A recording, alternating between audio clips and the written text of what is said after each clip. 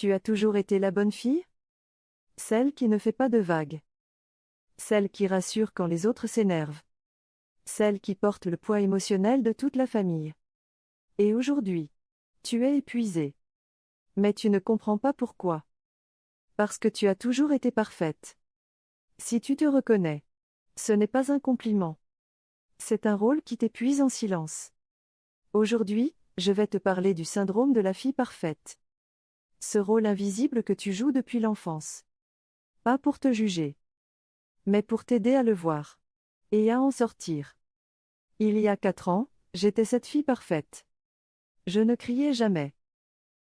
Je ne disais jamais non.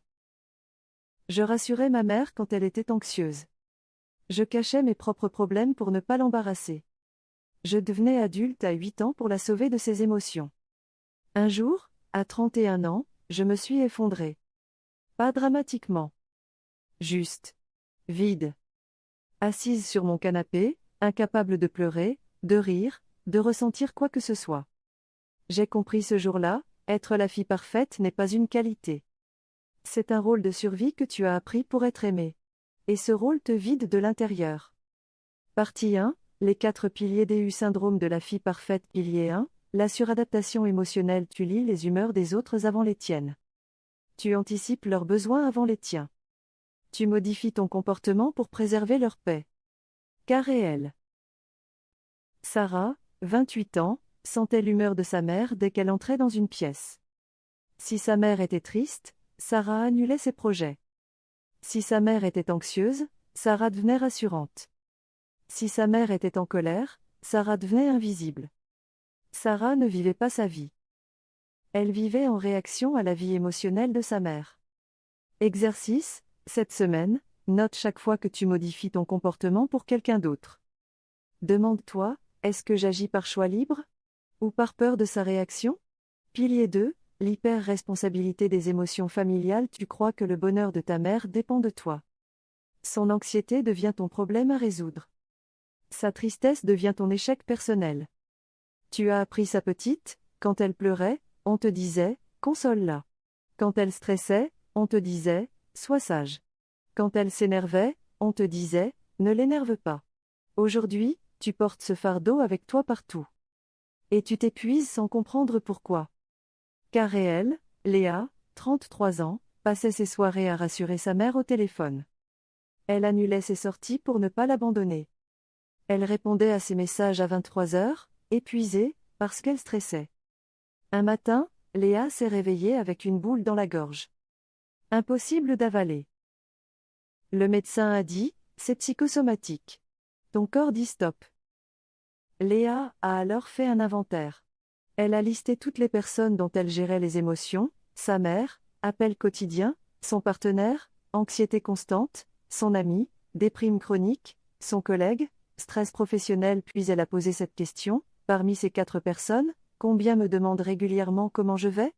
Réponse, 0. Ce jour-là, Léa a compris, elle n'était pas responsable des émotions des autres. Elle était devenue la thérapeute non rémunérée de son entourage. Un rôle qu'elle avait appris auprès de sa mère. Pilier 3, la peur de l'imperfection. Tu dois être parfaite pour être aimée. Une erreur égale rejet. Un non égale trahison. Un besoin personnel égale égoïsme. Cette peur vient de l'enfance, quand tu faisais une erreur, l'amour devenait froid. Quand tu disais non, tu devenais méchante. Quand tu avais un besoin, tu devenais lourde.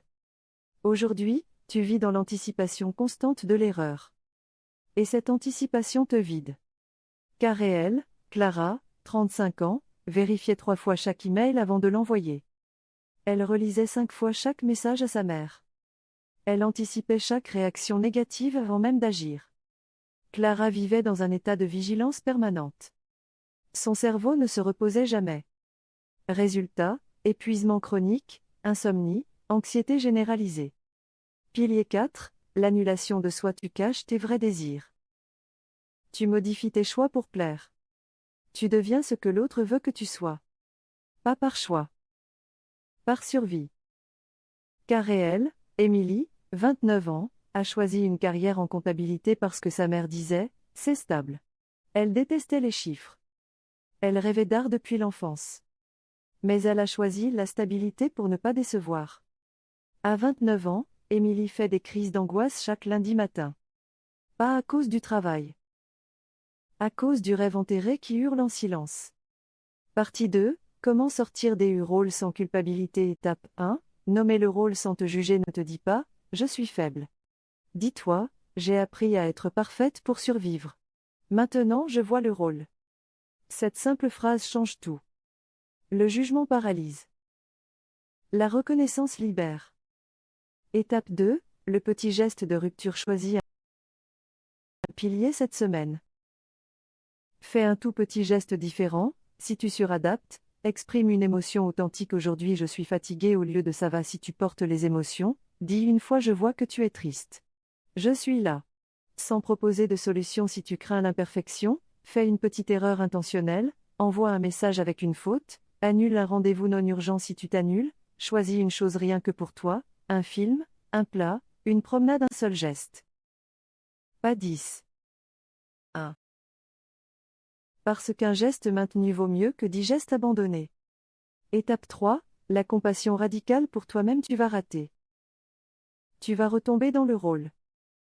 Ce n'est pas un échec. C'est un apprentissage. Quand tu rates, dis-toi, c'est normal. J'ai joué ce rôle pendant 20, 30, 40 ans. Apprendre un nouveau rôle prend du temps. Je suis en train d'apprendre. Partie 3, ce qui se passe quand tu commences à sortir des rôles. Phase 1, la résistance de l'entourage. Jour 1 7, ta mère va tester. Elle va dire, tu as changé. Elle va te reprocher de ne plus être comme avant. C'est normal. Ton rôle la servait. Ta libération la déstabilise. Phase 2, l'ajustement. Jour 8 21, les relations se réorganisent. Certaines personnes s'éloignent, celles qui avaient besoin de ton rôle. D'autres se rapprochent, celles qui t'aiment pour toi. Phase 3, la libération. Après 3 semaines tu respires. Tu dors mieux. Tu ressens à nouveau tes propres émotions. Tu reconnais tes désirs. Ce n'est pas magique. C'est progressif. Mais c'est réel. Dans mon guide 10 phrases pour poser ses limites. 14 pages. Page 3, la phrase exacte pour dire je suis fatigué sans justification. Page 6, comment exprimer un besoin sans te sentir égoïste. Page 9, le rituel des 3 respirations avant de porter l'émotion de l'autre. Page 12, le journal de sortie du rôle, à remplir chaque soir pendant 10 jours. Ce guide n'est pas un miracle. C'est un outil. Comme une carte pour sortir d'un labyrinthe. Tu dois marcher toi-même. Mais la carte rend le chemin plus clair. Conclusion, tu n'as pas à être parfaite pour être aimée. Être imparfaite ne te rend pas indigne d'amour. Ça te rend humaine. Dire non ne te rend pas méchante. Ça te rend respectueuse de toi-même. Avoir des besoins ne te rend pas lourde. Ça te rend vivante. Aujourd'hui, 1. Choisis un pilier du syndrome que tu reconnais en toi. 2. Fais un petit geste de rupture cette semaine. 3. Sois douce avec toi quand tu rateras, et si cette vidéo t'a aidé. Abonne-toi, chaque abonné compte. Partage à une personne qui se reconnaît dans ce rôle. Le guide 10 phrases pour poser ses limites. 14 pages, est dans la description. Aucune promesse vide. Juste des phrases qui fonctionnent. Juste des outils pour devenir toi. Prends soin de toi. Tu n'as pas à être parfaite pour être aimée. Tu as juste à être. Zone Psy Relation.